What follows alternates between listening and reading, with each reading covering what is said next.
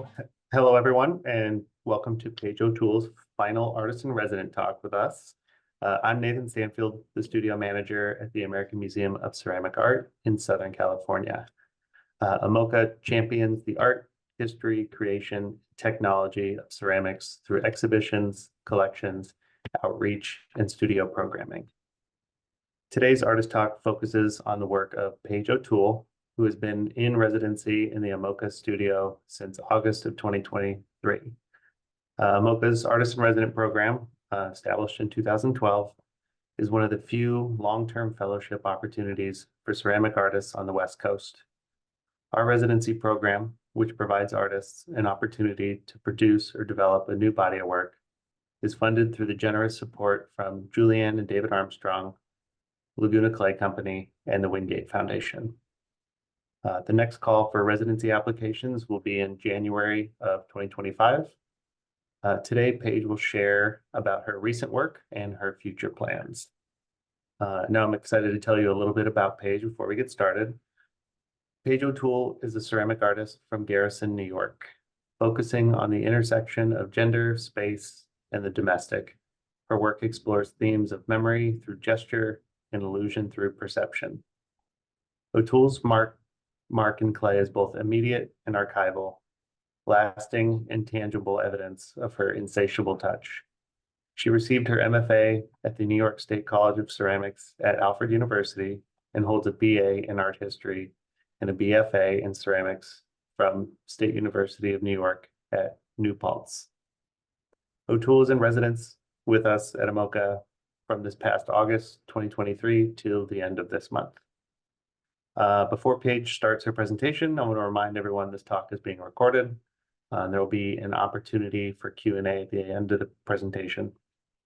But now I'll turn the presentation over to Paige. Well, thank you, Nathan, for that intro. And thank you, everyone, for joining in. Yeah, I wanted to start by thanking everyone here at AMOCA, and also the people at Laguna and Wingate for this incredible opportunity. And you've all made it such a great year. I've had a really wonderful time, and I've met a lot of incredible people and artists, and I feel like I made a lot of friendships here, and that's been really a great part of what residencies can offer. And also specifically, I want to thank Nathan and Tim and my resident cohort for making my clay dreams possible in the studio. Building big work really takes a village, and I really appreciate your help and your time. So this year was my first year, as an adult, really outside of academia. So, there's a lot of challenges in figuring out what life looks like outside of school. So I learned a lot about myself, my practice in clay, and also what it looks like to start building a career as an artist. This year in this residency, I wasn't working towards a show or anything specific. So a lot of the objects I made were more or less trying to see ideas come to life in clay, or things that I've been wanting to experiment but hadn't had the time. I got into making some lighting, or I was doing a lot of glaze testing at a point. But yeah, so the picture you're looking at now is me cheesing in front of one of the first pieces that I made here. I think this was taken in my second month here. It felt really nice coming out of after the chaos of grad school and the chaos of moving across the country for the first time to jump into something comfortable. So I knew building this would be an easy win. So that's why I went for a piece like this. Yeah, so this is where I started here, and I wanted to show that first, and then I'll come back to this piece and more about the process of making it later. My first talk here at AMOCA went a lot more in depth on my path in clay and really the content behind my MFA thesis work and really my work as a whole. But for this talk, I'm going to kind of briefly go over those points to help contextualize the things that I made here, for any of you that might have missed the first talk. But yeah, and I'm going to kind of weave my MFA work through the work that I've made this year, because it was all kind of a bounce off of one another. But the photo you're looking at now is something that I love to show at the beginning of most of my talks, because I feel like this moment was really the catalyst to the work that I make now. I did my undergrad at SUNY New Paltz and grad school at Alfred University. At New Paltz, I did a BFA in ceramics and a BA in art history. And while I was there, I had the privilege to study abroad in Italy, and I was based in Florence, and I was studying art restoration.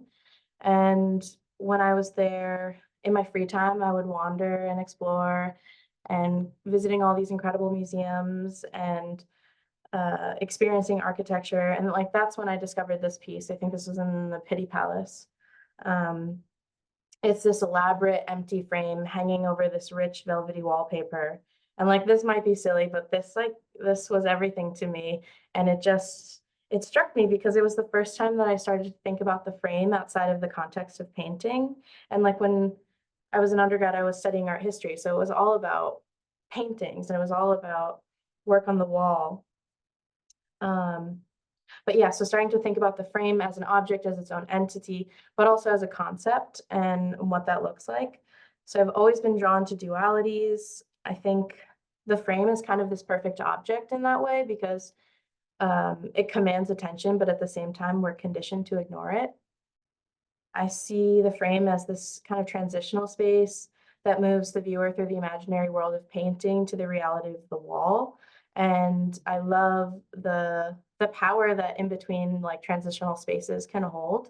And I think that's something that's come forward in the work that I've been making in the more recent years. So overwhelmed with all this history and presence of the decorative arts in Europe, I like ran back to school with this need to make new work. Like before that, I was making pots, and like this was the work I started making in my final year at New Paltz in undergrad. Yeah, this is actually the last piece I made at New Paltz before I graduated in the pandemic. So this was before I got kicked out. But yeah, and post undergrad, I did a residency at Saratoga Clay Art Center in Saratoga Springs. And that was when I really got the chance to continue this work and really kind of sort through what those questions were that I'd only began to like get on the surface of at New Paltz. So all of this work that I made in, I think I have, yeah, all of the work that I made at Saratoga, this is like just one example of those pieces. They were all titled some variation of a frame composition. They were abstracted forms derived from like the blueprint of a frame. And this was really the beginning of a technical exploration for me. I was really drawn to lifting the work off the ground. So like with this piece, trying to get something that didn't have full contact with the ground. Like this is a two-part piece. And so I was really interested in having a conversation around the thing that supports the thing. So this, the upper half is like the piece, and then the bottom is the pedestal to the piece. And that's like how I was thinking about these works. With all of these works, symmetry was really important for me. And I think in a lot of ways it's different for me now than it was then. Then it was more like an extreme sense of perfectionism, and that I feel like really altered my mental state. And I don't feel so attached to that now, and I'm really grateful for that. Yeah, I think this was really the beginning of process-driven practice, like building with both hands simultaneously. Like when I'm building, it's happening like this, using my body as a means to make. And for a lot of reasons, I think that ornament lends itself to the way that I want to touch clay. And I feel like I have, like Nathan said, and I have this insatiable touch when it comes to clay. And I think that really has come out of some experimentation in grad school where I was building from solid, like 100-pound masses of clay, and the kind of touch and freedom you could get when like manipulating solid really changed the way that I wanted to touch the material. Like in that kind of building, it feels like a feeding frenzy. Like it's this need, or maybe even a compulsion for more, or more. It's that like another reason why I'm drawn to ornament, because it is like excess of excess. It's indulgent, it's gluttonous. it unapologetically takes up space, and like I so am drawn to that. So here's a little snapshot from my MFA thesis. I wrote this as kind of like a glossary or an index about my internal dialogue while making the work.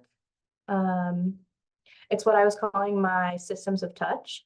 And I look at this as kind of like a catalog of my moves that I can always go back to. It's like something I can reference if I'm stuck and feel like I'm building something and I don't necessarily know what the next mark should be. I can like flip through this little book I made and explore my catalog. It's really like the building blocks to the work. You can read some of them. They're silly and maybe they only make sense to me, but like that's totally okay because I wrote this for me, but really also for you to look in on me. I think that touch in the work is really visceral, and we experience the fragility of the material on opposing sides, you know, like you see the work as rigid and sharp and it's in this fired finished object. But when I experience the work, it's from the like the wet clay. It's luscious, it's soft, it's malleable. I like to think that when people see the work, they can kind of feel the squeeze. Like you get this palpable sense of the material when you're around the work. There's an intensity to the mark. It's overwhelming, it's physical, it's mental, it's all consuming for me. Yeah, and this, oh yeah, so this conversation of systems of touch brings us to my first furniture piece. I made this in the fall of 2022, so it was like my last year at Alfred. When I'm building, I have kind of two different mindsets or compartments I go into. I've dubbed them like representational render and fragmented render. And I'll explain more what that means as I go on, but this would be an example of a fragmented render. So these objects are built with more the idea that ornament is taking on form. In this format, I'm building intuitively and I'm responding to the material as if we were in conversation. It's like a dance. This piece is called Sweet Seed of My Emotions. And again, it comes from this place where there's not a specific outcome in mind. Other than maybe like the loose idea that this may take on the form of a chair. Yeah, I'm not building from any one specific thing. It's more the memory of one, or the memory or the idea of one. I really like that. I feel like ceramics is a history of copying, or really art history as a whole. And so it's like pulling from ideas of copying and translation and what is lost in translation, or like what is gained in that loss. And so I just find a lot of freedom in building from memory because it's just like such a magical in-between space of what is and what is not. But yeah, this is definitely my favorite piece that I made in my time at Alfred. It's now in the permanent collection of the Alfred Ceramic Art Museum, and it's currently on view for the next few months, I think. So if you're in Alfred, which I doubt it. But anyway, so this piece is really special to me because it reminds me of how important failure is in my process. This is the first and hopefully the last time that I blow something up in the kiln.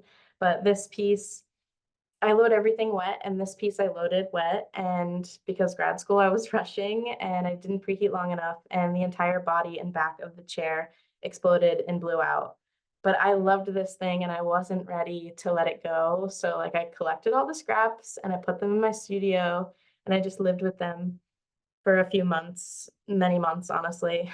And then I decided to glaze it and see if I could do anything with the parts. And I'm so glad that I did because I love this thing. Yeah, I feel like I've made so many pieces that way. I'm such a pack rat. Like I hoard all my scraps. If you've seen my studio at AMOCA, you know. Yeah. So here's a photo of, or some messy photos of that post-fire assembly. So this is some, like, you can see where the ratchet straps are. That's like the whole body had to be epoxied back together, and the back to the body. And then on the right, we've got like the legs that I made separately. trying to figure out how to epoxy those. Like I got a trash can supporting. It's building in my studio is such a mess, and I feel like I thrive in the mess. Okay, and that brings us to this piece that I made here at AMOCA. Sorry, these are kind of grainy pictures, but I was calling this piece Skeleton Chair, and it's a little bit smaller than a life-size furniture piece, as like all of the things that I make. I set out to make this somewhat because I wanted to recreate that piece that I no longer have ownership of, the one that's at Alfred. But also I'm just like so excited by a technical challenge, and this absolutely was one. In every stage of making this piece, I had no idea if it was gonna survive. And I kind of like, I love that. There's so much excitement and not knowing what's gonna happen to it. Yeah, so it felt really freeing in a lot of ways to be able to approach making here. In the way that you don't have to work towards a finished object. Like it would be totally okay if this didn't live, I could try it again. And that is such a precious thing to have. But yeah, I would say this was like for sure the scariest walk to the kiln I've ever had yet. This thing is like all air, and it's still baffling to me that it made it through the firings and that the legs were able to support that weight. On the left here, you can see like this is it in the greenware state, and me building in my studio. I'm using like brushes to support. And then this is it in the kiln. I took the brushes out before we turned the burners on. But yeah, so that's it like before it's fired, and then this is it glaze fired. Yeah, it's still such a miracle that those legs were able to hold that thing up. I'm always so impressed by clay. It's such an amazing material.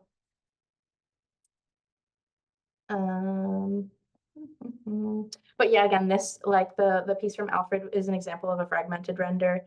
It's something that's meant to be looked at and not used. I was so surprised by the amount of people that saw it here at AMOCA that were like, "Can I sit on it?" Like, no. Oh, and I included this because as much as I wanted to recreate that piece from Alfred, like I initially got the idea because I was walking down Antique Row here in Pomona, and I saw this outside one of the antique shops, and like I have no idea what this is or like why they were trying to sell it, but I loved it. And I saw it and I was like, I want to make that. That looks complicated. So that's where that whole kind of skeleton idea came from. So this piece, Armchair and Green, this piece is also from my time at Alfred. This would be an example of a representational render. So these objects are built with a definite set of parameters. I draw, I print, references, I measure, I build. Building these objects happens fast because my desired outcome is known. The question's answered. Like I know it's going to be a chair, and I know what I need to do to make it happen. So these are images from the day we loaded it in the kiln. Again, like building big is such a undertaking. So I'm so grateful to like have all the help and friends. You can see the people I gathered to help me that day. But this was another piece that I broke and loading it into the kiln. And honestly, most of the things I make, I break. And I love that process of putting things back together. I think it adds so much more to the work, knowing that there's this kind of care for it. And a note on process here too, like you can see, maybe you've noticed in some of the previous slides that like there's this support. This is like a system of building that I kind of came up with for myself at Alfred so that I could get the work off the ground. So once it's fired, the support pops out and then it's able to sit on its own legs. So I do this or some variation of this for almost all the works that I make. So back to that first piece here, I had to include these because this has got my little calliope on it. Also in my time here at AMOCA, I got another cat. Definitely maybe shouldn't have done that, but here we are. Watch out, future residents. I feel like there's like the cat distribution or dog even too, like the strays. You'll get got. Yeah, so one of the museum staff was looking to rehome her and I couldn't resist. She looks so cute. She makes my work better. But yeah, there's her. And here's the piece in the museum. So this piece, I think it's I titled it Armchair in Red. It's in the Fahrenheit show currently, and I'm really grateful that it's included. And I think it's up for maybe 1 or 2 more months. I don't know, the museum staff can correct me in the comments, but you should come see if you can. It's a really great show, and yeah, I mean, forgive me, these are not the best photos, but it's really hard to capture like how awesome this glaze is. This is a low fire aventurine and like the glitter is glittering. It is beautiful. And when it's like well lit, it pops off. So if you can come see it in person, you should. But this is something I really wanted to, I love the aventurine because I feel like it can read like polished wood. And so that's something I really wanted for this piece was to, and also like a big departure here is like erasing my mark. So that smooth back is not something I've ever done before. And I'm still like sitting with that and thinking like, what does that do for the piece now that I've like taken away my touch and made something smooth. But I do think like that kind of surface really lent itself to how this glaze moves and yeah, how it moves.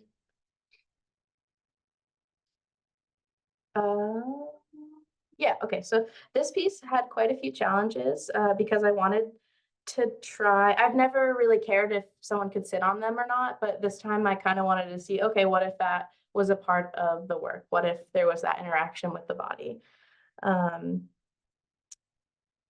Yeah, and so that created a whole new set of engineering challenges, and I am certainly no engineer, but I feel like all of these pieces keep asking me to be one. So I was really grateful to have a lot of different minds here to help me figure this out, and I ended up coming up with this system where the body of the chair sits on a flat wood board, and there's steel rods that bolt to the board. And I made the legs are like solid, but they're solid around, there's a steel rod, and then wrapped around the rod is a hemp rope. And so I built on top of that rope, and then once it dried, I pulled the rope out and then pulled the rod out. So you're left with this hollow shoe or leg. And that, once it was fired, was able to slip over the steel rod. So here's an example, like this is it in the bisque state, me just testing if everything shrunk right and if it fits. But like you can see, this is the wood plate, and those are the rods through the ceramic shoe. This was such a pain, but it worked. Every piece that I've made has had a different resolution to the problem of the leg. And I feel like there's fun in that, but it is also like really taxing and challenging. But I guess it keeps me going in the studio to have like new questions or a new problem. You can see here on the left, we've got Tim, the studio tech here at AMOCA. He volunteered to be the guinea pig to test it out and see if the system worked and if the piece could bear weight, and it did. And you can see like that's just the steel rods with like a pipe fitting on the bottom before I put the ceramic on. And then on the right, we've got Claudia, who is a short-term resident in the fall, and she's sitting on it. So it's very sittable. I don't know how comfy it is, but I don't care about your comfort. That's not why I'm making them. So it was really, yeah, I enjoy the interaction of seeing people sit on it and experience it. And also what people have told me, like how their body reacts to the experience of sitting in it. Oh, okay, so this brings me to another facet of the work. This is some things I was experimenting on in grad school, and I was kind of calling these like picture building exercises. So these were sometimes starting out as like body drawings on the wall that then turned into templates to become tiles like these are. And then there would be works in suspension as well that build out the picture in space. So it would become an interactive experience.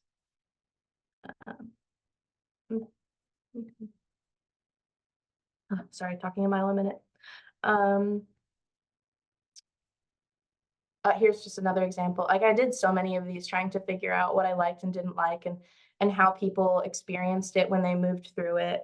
So I was really grateful to have like the time and space and also like the gallery spaces at Alfred to play with these ideas and how everything interacted with one another. And like all of these little iterations culminated into this. So this this was a big part of the show, but it functioned like kind of more holistically in that the whole show, which was titled Sweet Rot, became about this game of gazes. So you can see here, this is a photo of like the installation as a whole. It was about like looking and being looked at, and with the porcelain piece too, you can see this at center, there's a mirror. And then here you can see I made like a theater box, and the idea would be you step up and through like the little binoculars I made, you would like look through them and see your hazy reflection in this mirror that I made. And then all the while that's happening, like these furniture objects that I made to represent absent figures are looking at you, looking at them. And it's just this dance of looking and being watched. And kind of the power in that, or who is the power in that. Yeah, and so this big porcelain piece that you can see on the left, this is like it had multiple layers in space that you could move through. And I built that from a digital drawing. So you can see here, this is some process of how that all happened.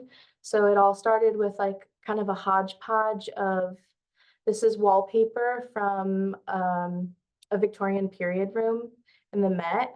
And I like clipped together and like cut and manipulated and built out this image I want, and then traced it and then projected it onto a wall that I had taped paper, and then traced that, and then the paper becomes the template for the tile. And so that's how I made that whole thing. And then becomes a matter of figuring out like, okay, which tiles live on the wall and which ones live in space. And then I think like future iterations of this, I've wanted to do like, maybe they're not tiles, maybe they're objects in space. And then how does that start to build a room? Let's see. Oh, the beach, yes.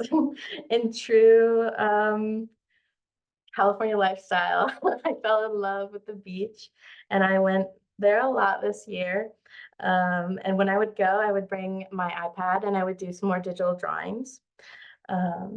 So like this is a beach day drawing turned into a projection. So then you can see here, this is like the tile template. And you can see here, this is what that became. Sorry, these are not the best photos, but yeah, it's when I'm making this work, it's hard because there's a lot of back and forth and you don't really get to see it all together until it's done. But then once it's done, I realize, oh, this isn't done. And so there's just a lot of push and pull with this kind of work. And it's really challenging thinking in like a 2D space to a 3D space back to a 2D space. So there's a lot in making this work that I still haven't figured out. But you can see this is it from the side, and like how I really like when I'm making these tiles for them to take up space off the wall. Like if I could make them like project off the wall like multiple feet, I would love that. But you know, that gets to be challenging in another technical way.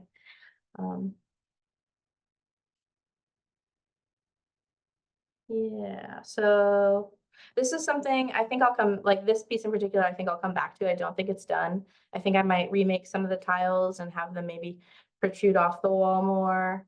And it was really nice. I got to experiment with color here. They let me paint the wall. And so I think that really changed the way you experience the glaze color. That's something I want to play with more. I'm not sure how yet, but I think like colored walls, or maybe even like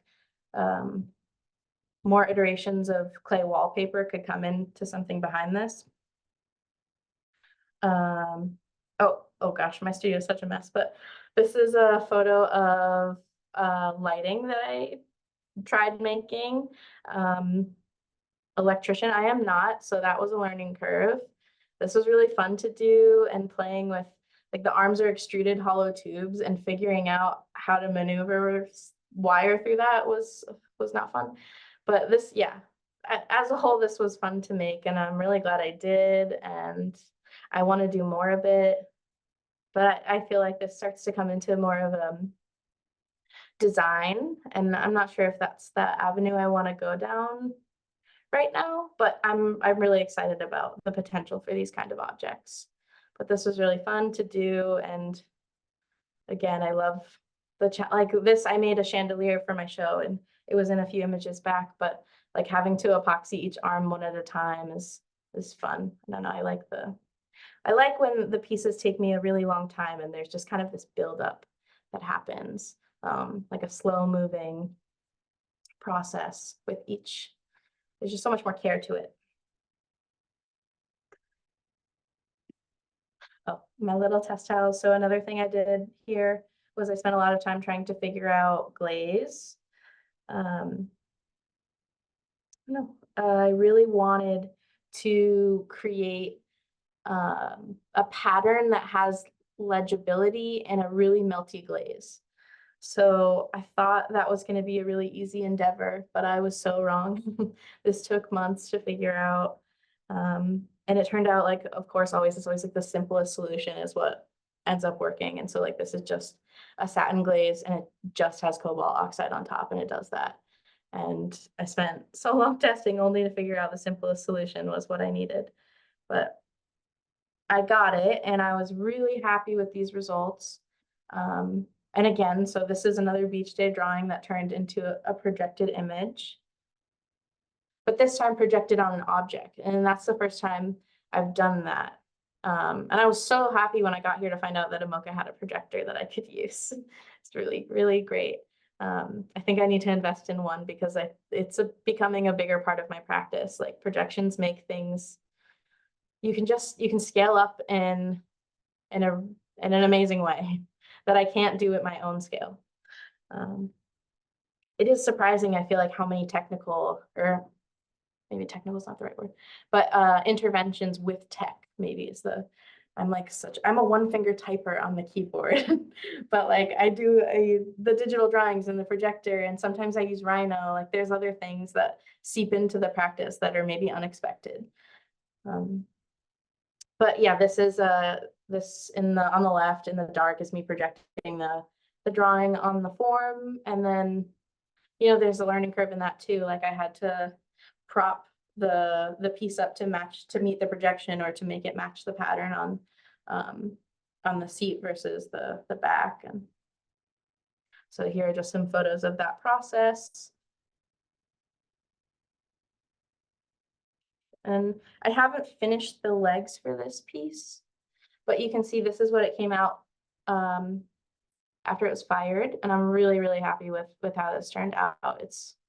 I don't like that blue. It's so yummy. It's almost like looking into a pool of water, but it's like, yeah, it's yummy. I'm really happy with this piece. Yeah, so I haven't built the legs yet, but I will, and I'm not sure that I'll build them the same way as the armchair in red. Like, I don't know. I don't think I want this one to be for sitting. So when I like those different goals change the way that I approach the building. And then here we have, this is kind of the last thing that I've made here in these last like 2 months. This piece is quite large. I think it's gonna have to be fired in the new big kiln that AMOCA got. It's just really exciting that they have that. And I'm excited that like she gets to be the guinea pig. But yeah, so I made this piece in a white clay body, which is not something I normally do, but I knew I wanted, I put in this photo of this plate that I made on the right because I knew I wanted this pink glaze on this piece. I went in search of this pink after a trip to the Getty, and I saw there's like a Marie Antoinette room with these like candy stripe hot pink chairs, and I just like, ooh, I needed that.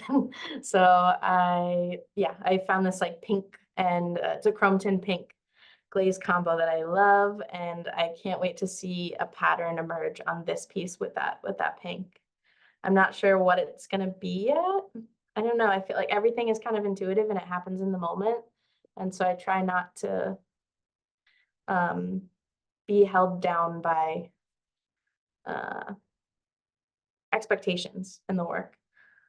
I like it to be spontaneous. Oh, okay, yeah. So this is where I go next, and this is kind of the end. But yeah, so I'm really excited for next year, or this, in the next month. I'm gonna be a visiting artist at San Diego State University for the next year, and I'm really excited to have a space and access to facilities to make and a new community. And I'll be even closer to the beach, more beach day drawings. But yeah, I'm really excited. And while I'll be there, I'll also be working with Palomar College. I'll be doing an interdisciplinary residency there as well. And I'll have a solo show there on their gallery on campus sometime in the spring. I think it's going to be opening in February, but I'm a little hazy on the details still. So I'll like post more information in the future. But if you're in San Diego or even LA and you want to make the trip down, you should come see my show. But yeah, that is all I got for you. All righty. Well, thank you so much, Paige. At this point, we have some time for questions. So please feel free to either type your question out in the chat or use the little raised hand emoji, and we can unmute you and have you ask. So.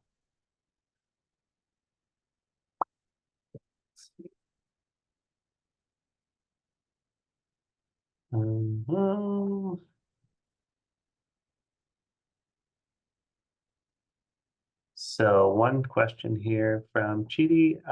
At what point in your creative process do you decide to incorporate color in your work, and how does it influence the final outcome?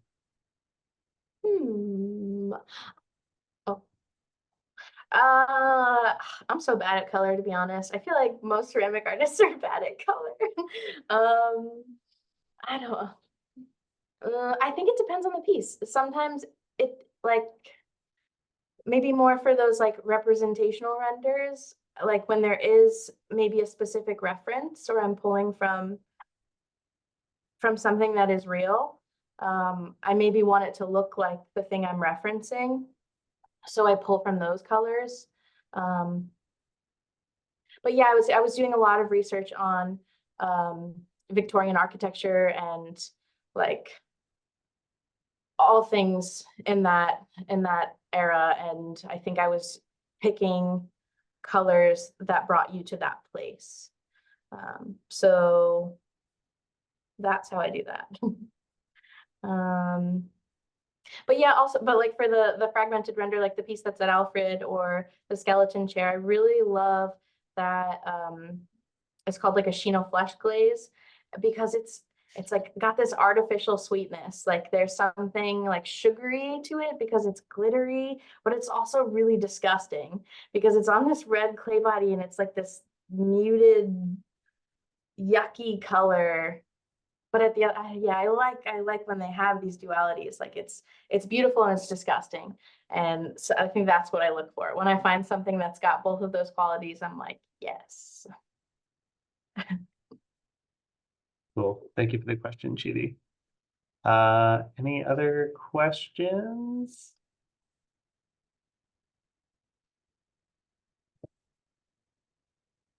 Magically repulsive. I love that, Amy. Oh, Carly Slade. Yes, go for it, Carly. Sorry, I just have to stop driving. Oh. Not that I'd be driving. Maybe you said it, I missed it. Why chairs? Why chairs? Yeah, okay, that's a good question.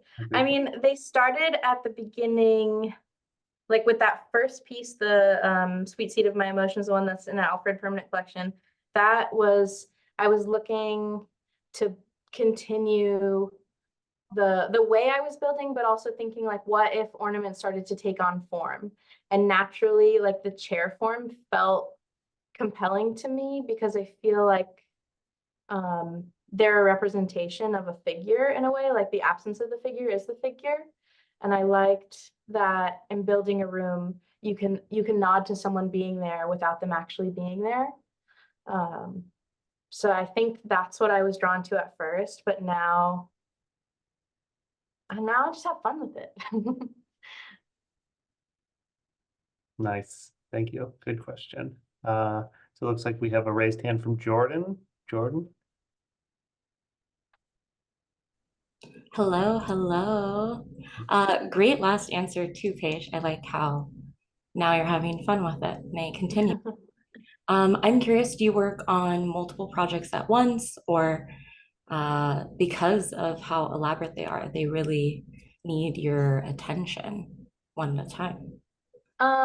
It depends. Sometimes I am working on multiple things at once. Like when I built the armchair in red, the one you can sit on, I was also building the skeleton chair. Like they were happening simultaneously, but at different stages. And I think I do a lot of that. Like something will be kind of in the kind of finished production mode and I'm working towards finishing it. And then the other thing is in the beginning green stages. But I do feel like when I walk into the studio, like I focus on one thing for that day, and then maybe the next day is the other object. I have a hard time, like I'm already so chaotic. I can't like can't flip too much or else I'll lose my mind. Yeah, no, great. Have you noticed that with other artists in the residency? I don't know how often you see each other, but based on your answer, I've realized that with other ceramic artists I've spoken with, they work on multiple things, but at different processes. So I do like that putting down. So have you seen that? Yeah, totally. I definitely have seen that a lot. I think it's like I don't know, there's order to it and it makes sense. So I think, yes, I've seen it. Great, thank you so much. Cool. Thank you for the question. All right. So if anybody else, that might be it for the questions today. So thank you all for joining us and for your excellent questions. For more on Paige O'Toole's work, you can visit our website, paigeotoole.com. It'll be linked up in the chat right here. And if you're in the neighborhood, come visit the museum and the studio in Pomona, California.